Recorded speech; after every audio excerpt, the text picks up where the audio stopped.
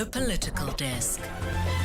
Right, it's time now to reflect on the week that was politically. This is the first time I'm doing it without the late Tsidi Madia, who of course was our resident analyst and would do this slot with me. She was an incredible journalist, an incredible talent. And isn't it sad how the good die young? We've invited Prince Mashele to join us this morning and take us through the week that was. Prince, as always, a pleasure to have you on our show. Thank you for your time. Good morning, Bongani. Thanks and condolences. I feel so bad that I'm in the position of Tsidi this morning. Yeah, indeed. You've got big shoes to fill, my friend. Let's get straight into it. Looking at the week that was, let's start in Parliament. The President responding to oral questions in the National Assembly. A number of issues arose: the US-South Africa relations, the trade issue, the post-bank gender-based violence, and, of course, the national dialogue. I suppose, in a broader sense, how do you rate his overall performance? Is he coming across as confident, in control? Is it your sense that he's increasingly becoming a lame duck president, a little evasive here and there at PAPS, and that events perhaps are much more in control than he is? What's your sense? My sense is that he is aware that he has totally lost credibility in South Africa. So he is just performing in Parliament perfunctorily because he knows that constitutionally is required to appear. If he had a choice, he would hide and run away from society. You can hear from his tone, and you can detect from the commitments that he makes that these are not the words of a sincere president who believes that society trusts him. And of course, he listens to discourse and debates in society. He knows that he has totally lost support. So he is not a confident man at all. He's just performing and waiting for the last day to exit. Let's talk about some of the criticism he faced. The EFF leader, Julius Malema, criticizing his stance on those tariff negotiations, saying that our approach of appeasement, to use his word, is tantamount to begging. Do you think that's fair? No, that's not fair. Look, you can't, when you're negotiating with another country, you cannot negotiate as if you are demanding. You have negotiations by their very nature are a give and take process. So you have to appease your interlocutor. So I think that Julius completely got it wrong.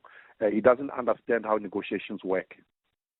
The other issue that, of course, arose is we are now going to soon hear an announcement on who South Africa's new ambassador to the US will be.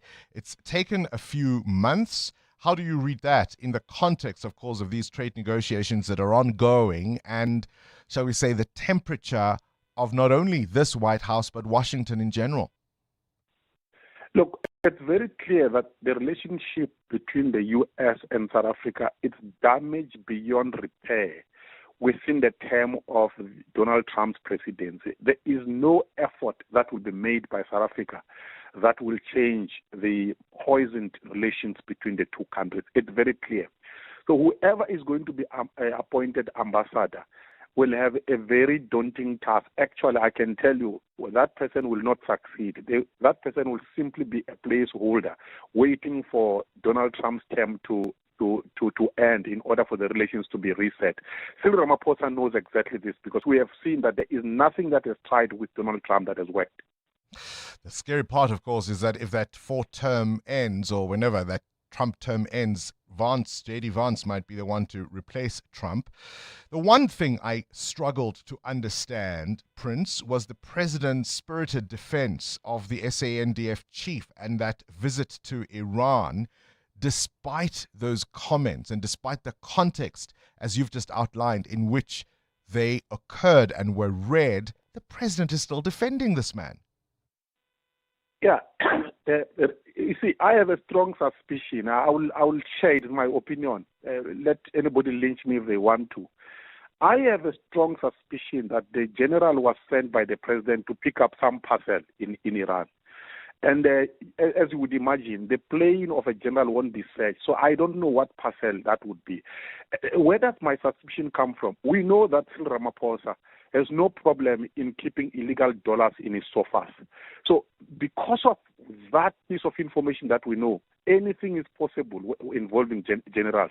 The fact that the president is defending this man who has completely embarrassed our country shows that he actually, one, he knew that this general was going to Iran.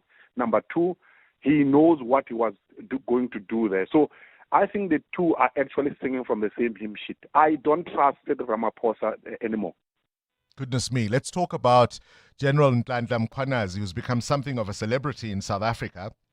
We've got two processes looking at the allegations he made. There's, of course, the Madlanga Commission, but also the ad hoc committee in Parliament. And one of the debates has been about at which forum will the Lieutenant General appear first.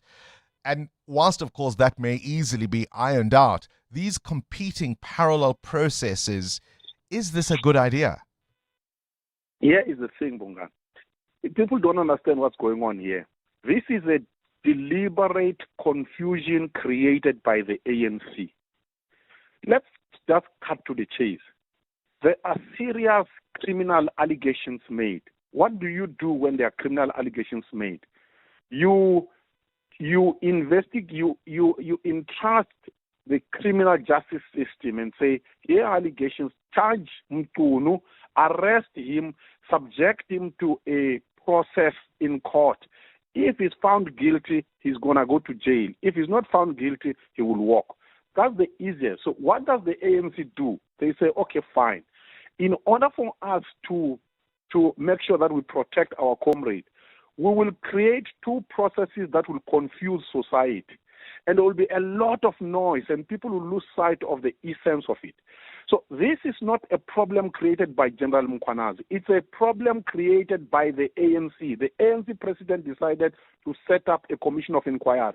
The ANC caucus in parliament, knowing what the ANC president has decided, decides to set up an ad hoc committee in order for us, all of us, to chase our tails.